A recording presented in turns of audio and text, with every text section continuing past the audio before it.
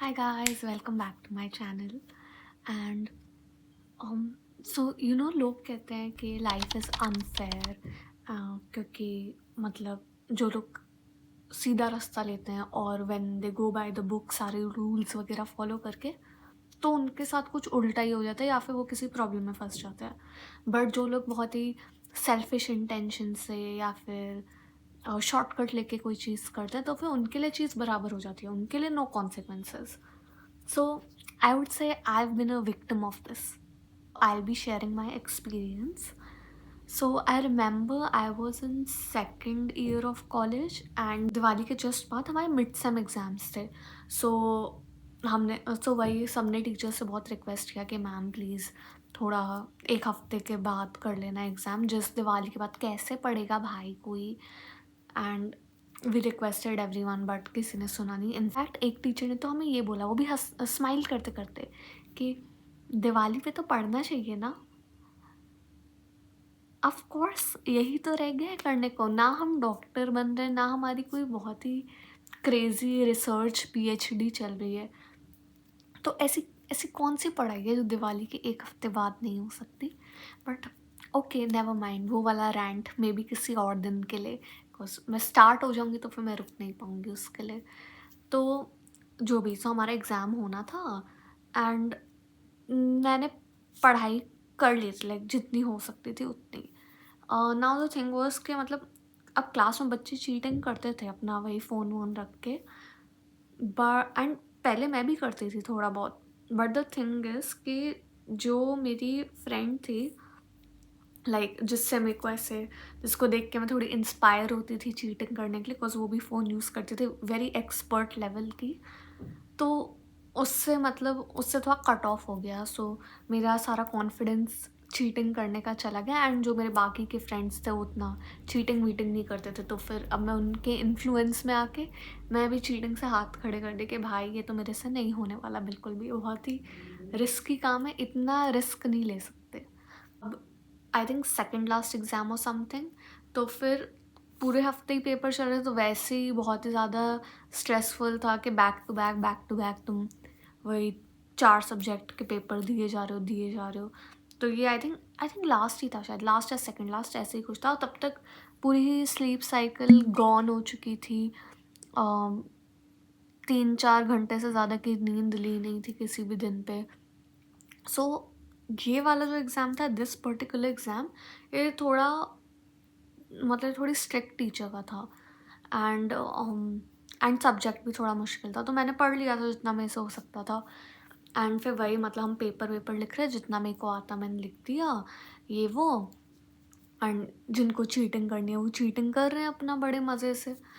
तो फिर मतलब एंड में हमको 4-5 लड़कियां रह गई थी, तो मैं लिख रही थी, मतलब मैं हो ही गया था, तो फिर मैं अपना नाम लिखने लग गई, वही पेपर पे लिखते हैं नाम, रोल नंबर वगैरह। सो मैं वो लिख रही थी, तो इतनी देर में मेरी फ्रेंड आई, मतलब उसका हो चुका था, एंड फिर उसने मुझे से पूछा कि वही ख़त्म हो, पेपर हो गया? तो फिर मैंने कहा हाँ बस नाम लिख रही हूँ। अब ये चीज़ मेरी टीचर ने देख ली बिल्कुल सामने से, एंड शी वाज लाइक तुम चीटिंग कर रहे हो, मैंने तुम्हें देखा चीटिंग करते हुए ये वो, अब मैं तुम्हारा पेपर नहीं लूँगी। और मुझे ऐसा हुआ कि भाई मेरे पीछे सब चीटिंग कर रहे थे, उनका कुछ चेकिंग या फिर अपनी टेबल से ऊपर देखने की तकलीफ भी नहीं करी, और मैंने नाम बोल दिया अपना कि मैं नाम लिख रही हूँ। मतलब मेरी भी गलती है, फाइन, आई अग्री कि मुझे नहीं बोलना चाहिए था उस टाइम पे, नहीं बात करनी चाहिए थी अपनी फ्रेंड से, बट स्टिल उस मोमेंट पे तो आई वाज लाइक ये मेरे साथ कैसे हो गई ये चीज़। लोग पता नहीं कहाँ कहाँ अपने मोबाइल छुपा छुपा के चीटिंग कर रहे थे, वो सब नहीं दिखा, वो सब बिल्कुल नहीं दिखा। मैंने जब बस ये बोल दिया कि अपना नाम लिख रही हूँ, उस पर भाई बहुत ज़्यादा मुझे बुरा लगा था, because I did not cheat. And मतलब मैंने इस बारी नहीं करी थी भाई चीटिंग, तुम मेरे को चीटिंग करते हुए पकड़ो तब तो मैं मतलब बोलूँ सॉरी वगैरह, मैंने चीटिंग ही नहीं करी। एंड मैंने अपने दिमाग से पेपर लिखा है। मैं गई भी फिर मैम के पास, जो वाज लाइक कि मैं तुम्हारा पेपर नहीं लूँगी, और मुझे था कि भाई मैंने इतनी मेहनत से लिखा है, ये ऐसे कैसे नहीं लेगी। सो मैं गई मैम के पास कि मैम मैंने नहीं करी चीटिंग, आप चाहे तो मेरे से आंसर्स बुलवा लो, मैं बिल्कुल नहीं करी ये वो। एंड शी वाज लाइक नहीं मैं नहीं लेने वाली, फुल इग्नोर पूरा। एंड मैं मतलब थोड़ी ज़्यादा हाइपर हो गई एंड आई वाज लाइक मैं पेपर नहीं ले रही मैम ये वो। एंड उन्होंने पता नहीं मेरी शीट पे भी ज़ीरो करके कुछ लिख दिया था। तो मैं तो बिल्कुल ही बहुत ही ज़्यादा स्ट्रेस हो गया। मैम प्लीज़ मैम मैंने नहीं करी चीटिंग, आप मेरी बात तो सुनो एक बार ही। एंड बट वो नहीं सुन रही थी।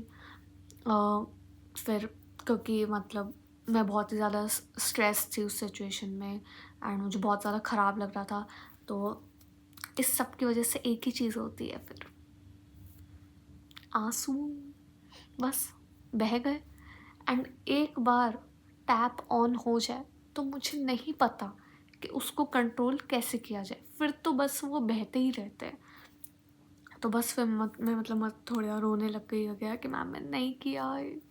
एंड देन फिर उन्होंने मुझे ऐसा साइड आई दिया और फिर मेरे से पेपर छीन के ले गई। And I was like okay चलो पेपर तो गया बट मेरे को ज़ीरो ना दे दे एटलीस्ट वो। फिर वहाँ पे मतलब एक और टीचर भी थी, she was really kind and उनसे टीचर अच्छी थी, उनसे मेरा भी सही था। तो फिर वो वहाँ पे थी तो फिर मैंने उनको देख लिया, तो मैं उनके सामने मतलब और थोड़ा एक्स्ट्रा रोने लग गई क्योंकि मुझे था कि कोई तो मेरे साइड पे हो, मतलब जिसको पता हो मेरी साइड की स्टोरी। तो उनने मुझे रोते हुए देख लिया। देन शी इज़ लाइक कि क्या हो गया। Then I am like ma'am मैंने नहीं करी चीटिंग में, मैम सुन ही नहीं रही है, मैं क्यों कहूँगी चीटिंग, आप मेरे से वर्बली आंसर्स बुलवा लो मैं बता सकती हूँ। सो शी वाज लाइक कुछ नहीं होता, हमें पता है कि आप पढ़ते हो एंड कभी टीचर्स भी स्ट्रेस हो जाती हैं वो। सो आई वाज लाइक लो की हैप्पी। बट मेरे को थोड़ा तसल्ली मिली, थोड़ा रिलीफ मिला कि चलो एटलीस्ट कोई तो टीचर मेरे साइड में है। अगर ये लोग स्टाफ रूम में जाके बाद में बोले ऐसे कुछ तो कोई तो है जो डिफेंड कर देगा मेरे को। सो वही था।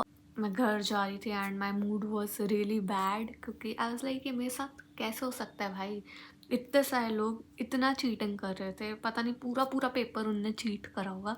एंड मैंने जब नहीं किया, मैं इतनी स्टूपिड चीज़ की वजह से मेरे को सुनाया गया, क्योंकि भाई किसी को भी नहीं पसंद आएगा कि उन पे कोई भी अनफेयर ब्लेम लगे, स्पेशली जब बाकी लोग ख़राब चीज़ कर रहे वो नहीं दिखा, बट तुमने जब कुछ गलत नहीं किया है एंड तुम्हें उसका सुनना पड़े ना, I think that hurts the most.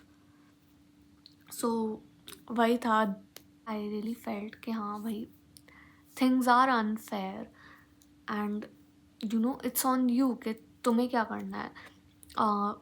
जैसे यू रिमेंबर हमारी 12th या 12th ग्रेड में हमने पढ़ा था इंग्लिश में the road not taken.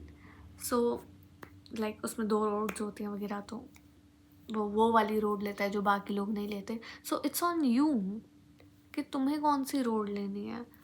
It's your choice, completely your choice कि तुम्हें मतलब शॉर्टकट लेने हैं और वही डिफरेंट मीन्स के थ्रू काम करवाना है, which works for people, it works very well for them. या फिर तुम्हें वही स्ट्रेट पाथ लेना है, बाय द बुक्स चलना है, रूल्स फॉलो करने, इट्स कम्प्लीटली ऑन यू। बाकी सब कुछ डिपेंड करता है लाइफ पे। अब लाइफ तुम्हें कैसे ट्रीट करना चाहती है वो जाने, फेयर अनफेयर ये सब वही डिसाइड करेंगे, इसमें हमारा कुछ कोई कंट्रोल नहीं है। सो या if you have been treated unfairly, I get you, I totally get you and I know कितना ख़राब लगता है, बट हम कुछ नहीं कर सकते, हमारे कंट्रोल में ही नहीं है। I just want to let you know कि you are not alone. I am sure मैं या फिर कोई और भी जिनके साथ ऐसा कुछ हुआ हो, इनफैक्ट इवन वर्स। सो या that's it for today guys. Okay bye bye.